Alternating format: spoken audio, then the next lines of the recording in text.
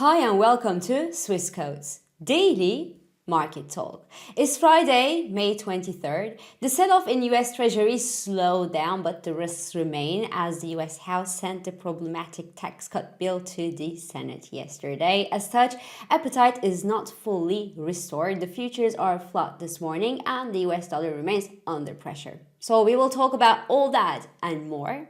But before we do, please keep in mind that opinions are my own and this is not financial advice.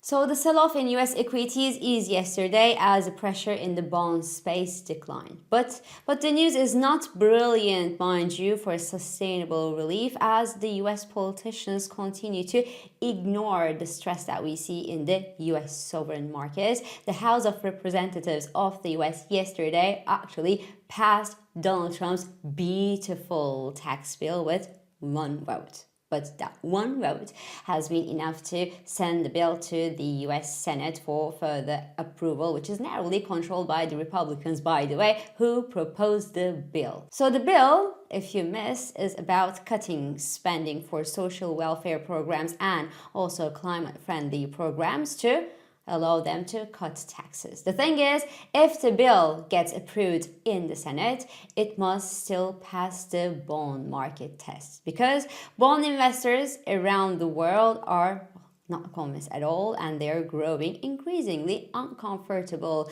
with the US exponentially ballooning debt burden and may not approve Donald Trump's budget ambitions. Now, obviously, appetite for the US solar stocks has been quite bad these days. It's actually getting from bad to worse. In-phase energy, for example, which has been the star of the solar rally between 2020 and 22, lost nearly 20% yesterday following a vote to cut clean energy tax credits in the US. Anyway, coming back to the bond market, the US 10-year yield is looking softer this morning. Hallelujah, it eased by 10 basis points since hitting the 4.62% level yesterday. A part of the relief is certainly due to the dip buying above the 4.5% yield from investors willing to lock in a 4.5% return on the US 10-year papers. Then the 30-year yield expanded to 5.15% and came back as well, and is consolidating around the 5% psychological mark this morning. Again,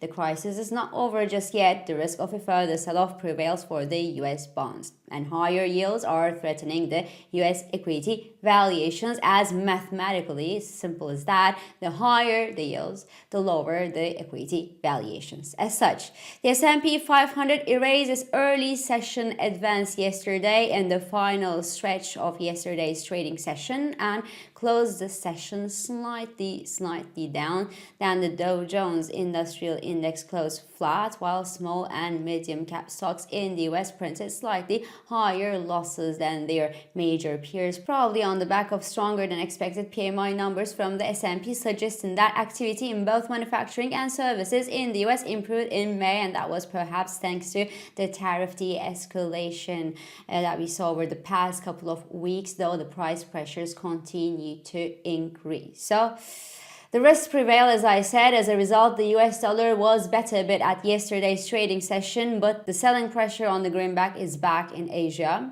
In Europe, unlike the US, the PMI data didn't enchant investors much. The figures came in soft and worse than expected. The services PMI and the composite PMI for the Eurozone unexpectedly slipped below the 50 level, so into the contraction zone, possibly due to the continued tariff uncertainties for the European economies. Then Bundesbank President Joachim Nagel warned earlier this week, remember, that German economy could stagnate this year and perform better next year when the government spending on infrastructure and defense, remember, materializes. So the slow pace of the activity pickup in Europe remains a concern for investors who got their hopes up at the start of this year, and the trade negotiations are not going super well with the US, who wants more from the European economies because they didn't like the latest proposal apparently. But anyways, the euro continues to perform well against a basket of G7 currencies.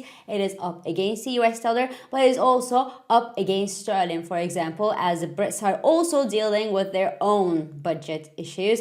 Just yesterday, the British government announced the biggest April deficit ever, which is not great for the UK's spending plans, nor Rachel Reeves' fiscal headroom, nor the British growth prospects. So the UK economy needs a lot, but a lot of sunshine and activity rise to tackle the budget issues on the island and also the rising inflation worries. But anyway, if you continue our Euro tour, the euro is also stronger against the Aussie. It is stronger against the Kiwi this year. It is stronger against the Canadian dollar, and it is stronger even against the Japanese yen. It is stronger against all but against the Swiss franc, and that is basically because the euro, the single currency, is pointed today as one of the most reasonable alternatives to the US dollar as a reserve currency. On the other hand, from the economic perspective, the lower energy prices also bode well for Germany, for example, that was left behind due to the European energy crisis over the past years, remember?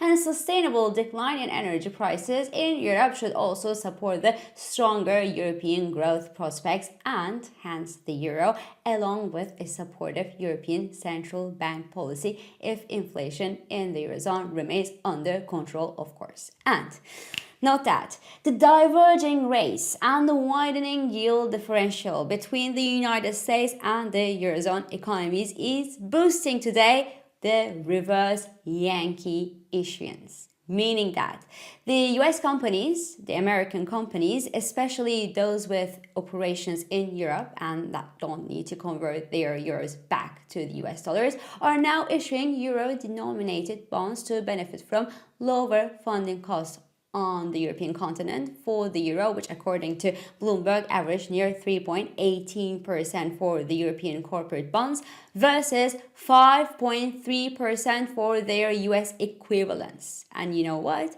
The improved appetite for the European debt these days and the European debt market is just another reason to give the euro some more strength sustainably in the medium to long run. In the commodities space, crude oil got hammered yesterday after the news that OPEC Plus is now discussing to announce just another big hike in oil production in the month of July. In numbers, they are reportedly considering an increase of 411,000 barrels per day to satisfy the growing demand, they say. But we all know that global demand prospects are not shiny. They remain gloomy due to the trade uncertainties and the trade tensions. So it is either to please Donald Trump, who actually wants lower energy costs, or it is to punish the member states that have repeatedly violated their quotas over the past years. But whatever it is, OPEC Plus is no longer willing to cut its oil supply to support oil prices, and that's obviously weighing on oil appetite. The price of a barrel of US crude fell to $60.60 per barrel at yesterday's trading session. We see support into the $60 per barrel psychological mark, but the inability to clear the 50-day moving average resistance earlier this week actually warns big time that the geopolitical tensions are not enough to push the prices of oil sustainably higher unless of course the tensions turn into something bigger and something worse, which we do not hope, obviously. So from a technical perspective, US crude should remain in the bearish trend below the $65.30 per barrel mark. That is the major 38.2% Fibonacci retracement of this year that should distinguish between the year-to-date bearish trend in oil prices and a medium-term bullish reversal. Now, any escalation in the Middle East tensions this weekend between Israel and Iran, for example, could send the price of a barrel rallying. Geopolitical price rallies could actually be interesting tactical plays, but should remain short-lived. So please do not forget to set your profit targets if this weekend brings bad news from the Middle East and if next week opens with a bump in oil prices. So voila, I think I said it all for this week.